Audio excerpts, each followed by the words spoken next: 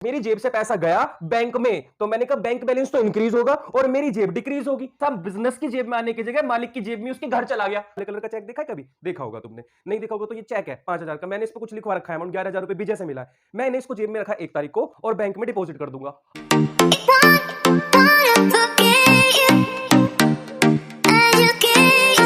Hello students, welcome back to our YouTube channel rise to 100, जहां पे आप सीख रहे हैं अकाउंटेंसी।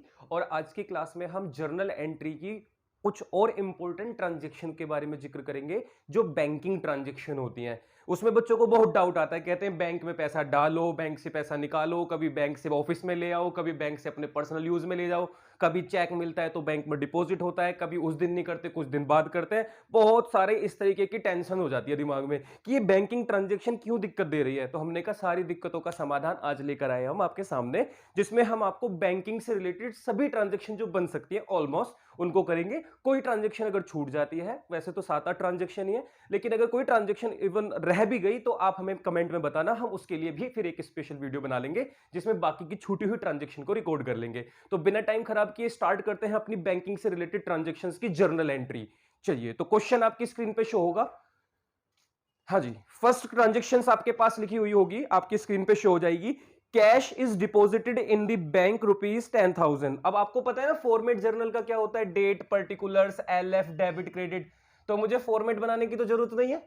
नरेशन भी आपको पता है ना, जो भी ट्रांजैक्शन लिखी होती है आप उसको एज इट इज नरेशन बना सकते हो। चलिए, तो स्टार्ट करते हैं, हम सीधी एंट्री बनाते हैं। फर्स्ट एंट्री कहते हैं, फर्स्ट एंट्री में cash is deposited in the bank ₹10,000। आपने बैंक में पैसा जमा कर दिया। बच्चों ऐसा देखो जरा, आज आपको थोड़ा सा मॉडर्न अप्रोच से रूबरू करा देते हैं दोबारा से, क्योंकि हमने उसकी वीडियो भी बनाई हुई है ना मॉडर्न अप्रोच की। तो जरा समझो, कैश एसेट होती है और बैंक भी हमारी एसेट होती है, क्योंकि हमारा अपना बैलेंस होता है जो बैंक में हमने जमा कर रखा है, और कैश भी हमारे पास ही होता है। हमारा ही पैसा बैंक में रखा है, हमारा ही पैसा हमारी जेब में रखा है, बस इतना सा अंतर है, फॉर्म में अंतर है।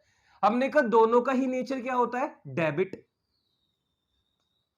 और हमने एक रूल सीखा हुआ है, अकाउंटिंग रूल कहता है कि अगर डेबिट को इंक्रीज करना है तो डेबिट करना, और डेबिट को डिक्रीज करना है, रूल्स ऑफ डेबिट क्रेडिट में, तो क्रेडिट करना है ना।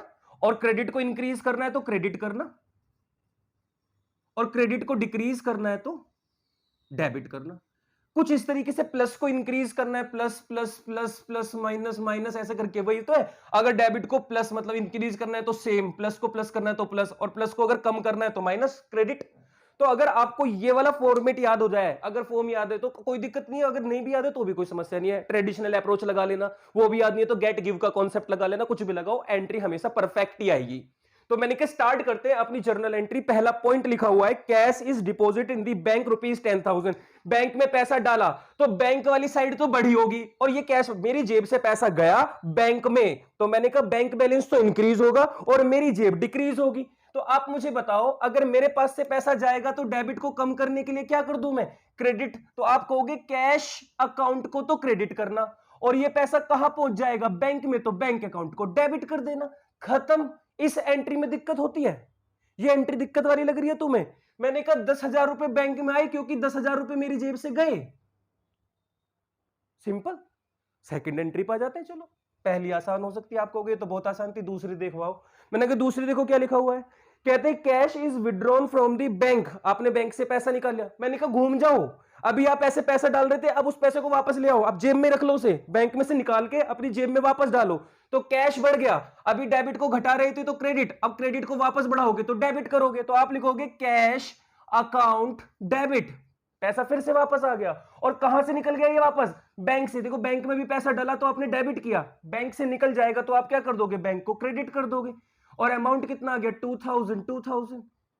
इस वाली एंट्री में कोई दिक्कत? मुझे तो लगता नहीं आपको कोई दिक्कत हुई होगी, और अगर आपको ये पहले से आती थी तो अच्छी बात है, नहीं आती तो अब आ गई होगी।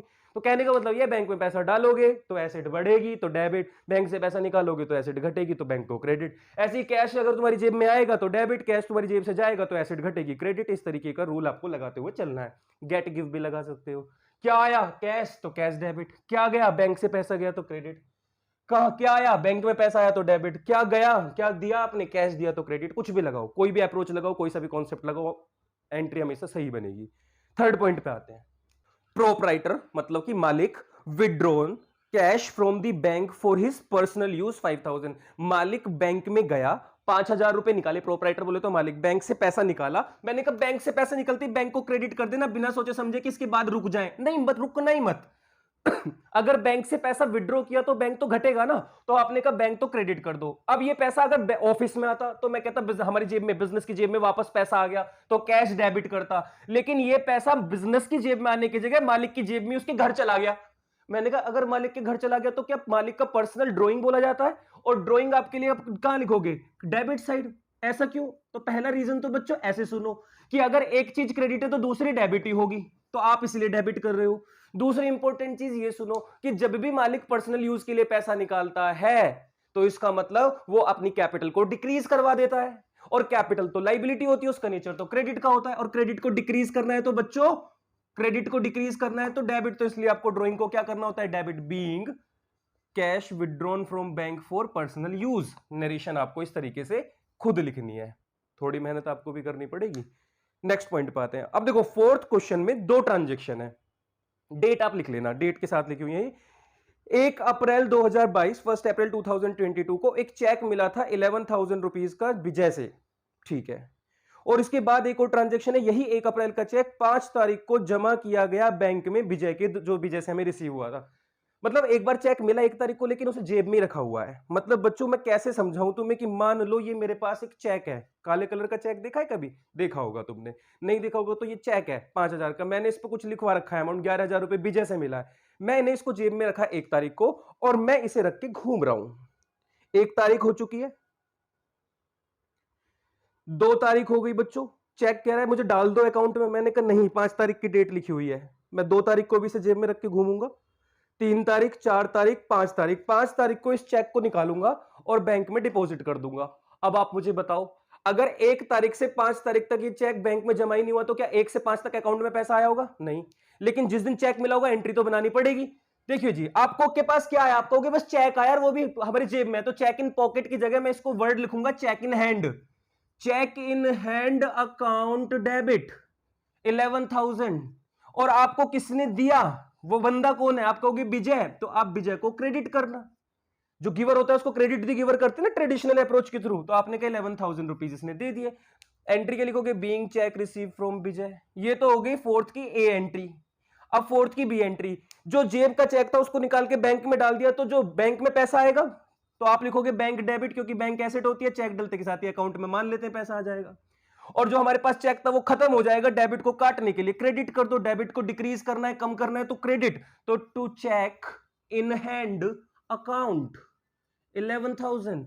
लो बच्चों, ये भी ट्रांजैक्शन खत्म हो गई। इतनी आसान आसान ट्रांजैक्शन जिसको बच्चों को लगता है कि हार्ड हो सकती है, होती नहीं है, जब तक नहीं करते तब तक ये हार्ड है। नेक्स्ट ट्रांजैक्शन में लिखा हुआ है a check of ₹5,000 was receive from Saiba and deposit in the bank on the same day. अब की बार क्या है, आपको किसी ने चेक दिया, आप जेब में नहीं रखोगे, आप डायरेक्ट अगर अकाउंट में डाल देते हो तो डायरेक्ट मान लेते हैं कि पैसा आया होगा बैंक अकाउंट डेबिट। और ये पैसा आपको किसने दिया? साहिबा ने, तो साहिबा को क्रेडिट कर दो। कितने रुपए का चेक दे रही है? 5,000 रुपीज, तो 5,000 रुपीज लिख देते हैं। पॉइंट नंबर 5 खत्म। इसके बाद पॉइंट नंबर 6 पे आ जाते हैं।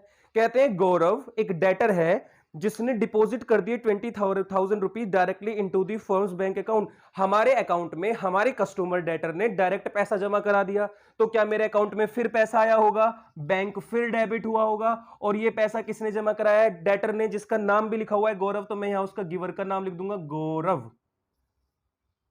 कितने रुपए दे रहे हैं गौरव जी? गौरव जी ने हमको दिए हैं 20,000 रुपीज।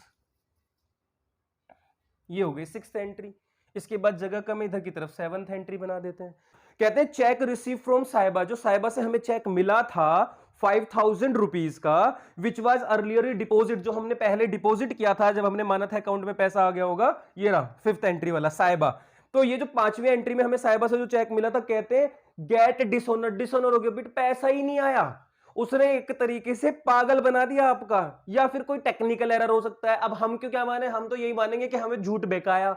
उसने 5,000 रुपए का चेक दिया था तो हमने बैंक को डेबिट किया था, और हमारे जब हमें पता चलेगा कि इस चेक का तो पेमेंट ही नहीं हुई, तो क्या हम मानेंगे अकाउंट में पैसा है? नहीं। तो अब इस डेबिट को काटने के लिए आप बैंक में क्या कर दोगे? पैसे को क्रेडिट कर दोगे। तो बैंक अकाउंट क्रेडिट, क्योंकि अकाउंट से तो पैसा कट गया। और आप फिर वापस किससे पैसा मांगोगे? तो आप कहोगे हमें साहिबा से फिर पैसा चाहिए, तो साहिबा को दोबारा से एक डेटर बनाओ, और डेटर एक तरीके से एसेट होती है, तो साहिबा को वापस से बच्चों क्रेडिट कर देना। और कितने रुपए का चेक था ये? 5,000 रुपए का। तो 5,000 से वापस से आपने साहिबा टू बैंक एंट्री पास कर दी। तो बच्चों मुझे लगता है कि यही कुछ एंट्री थी जो कि इंपॉर्टेंट थी, मैंने इनकी एंट्री बना दी है। अगर किसी और पर्टिकुलर एंट्री को जैसे आपको आती हो बनानी, लेकिन समझना है कि इसके पीछे क्या लॉजिक काम करता है, या कोई भी क्वेश्चन आपको अगर लगता है तो आप भी धड़क कमेंट कर सकते हो, हम उसके ऊपर स्पेशल वीडियो बना देंगे और उसके बाद आपके सामने प्रेजेंट हो जाएंगे। चलिए जी, तब तक आप अपना ध्यान रखना, मिलते हैं किसी नेक्स्ट वीडियो में नए कॉन्सेप्ट के साथ, नए चैप्टर में। तब तक आप अपना ख्याल रखना, बाय बाय।